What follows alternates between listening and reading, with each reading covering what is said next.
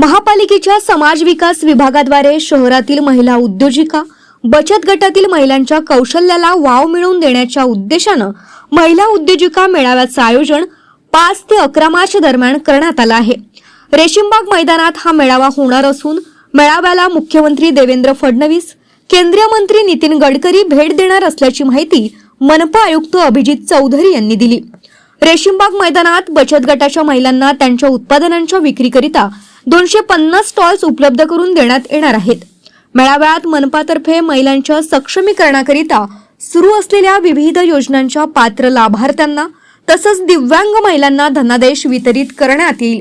तर सायंकाळी सांस्कृतिक कार्यक्रमांची मैफिल देखील सजणार असल्याची माहिती मनपा आयुक्त अभिजित चौधरी यांनी दिली।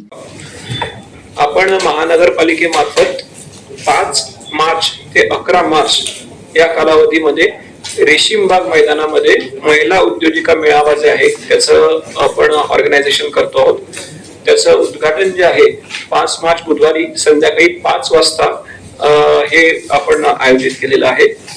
या मेळाव्याला म्हणजे हा पूर्वी एक इयरली इव्हेंट असायची की मनपा मार्फत आपण दरवर्षी अशा पद्धतीने महिला उद्योजिका मेळावा आहे जो ऑर्गनाइज करायचा, ज्याच्यामध्ये आपल्या महिला बचत गट असतील, त्यांच्या सर्व मेंबर्स आहेत, त्यांच्या मार्फत आपण स्टॉल्स ऑर्गनाइज तिथे करायचो आणि त्यात खूप चांगला लोकांचा रिस्पॉन्स असायचा। पण मध्यंतरी कोविडच्या काळामध्ये काही वर्षांसाठी आपण त्याचं ऑर्गनायझेशन जे आहे ते करू शकलो नाही। आपण यावर्षी पुन्हा त्याला सुरुवात करतो आहोत। तर मला आता सांगण्यात आलं की 2019 लास्ट जो आहे तो मेळावा झाला होता, त्याच्या जवळजवळ 5 वर्षानंतर 6व्या वर्षी आता ऑलमोस्ट आपण 2025 मध्ये त्याचं ऑर्गनायझेशन जे आहे ते करतो आहोत। याच्यामध्ये जसं मी आपल्याला सांगितलं की महिला बचत गट जे आहेत आपले SHGs त्यांचे वेगवेगळे ज्या हे असतात, म्हणजे काहींचं प्रोडक्ट्स असतात वेगवेगळे, पण त्याच्यामध्ये काही पाककलेचे प्रोडक्ट्स असतील किंवा त्यांच्या हस्त कौशल्याचे काही हे आहेत प्रोडक्ट्स आहेत, वेगवेगळ्या ग्रुप मार्फत काही वेगवेगळे हे तयार केले जातात, त्यांचं स्पेशालिटी असते। तर त्यांच्या मार्फत आपण त्यांना ते त्याच्यासाठी एक स्टॉल जे आहे ते मनपा मार्फत आपण त्यांना उपलब्ध करून देतो। त्यासाठी आवश्यक ज्या सगळ्या सुविधा असतात त्या ठिकाणी आपण सगळ्यांना उपलब्ध करून देतो। यावर्षी 250 जवळजवळ असे स्टॉल्स जे आहेत ते उपलब्ध करून देण्यात आलेले, त्याचं अलॉटमेंट देखील झालेलं आहे।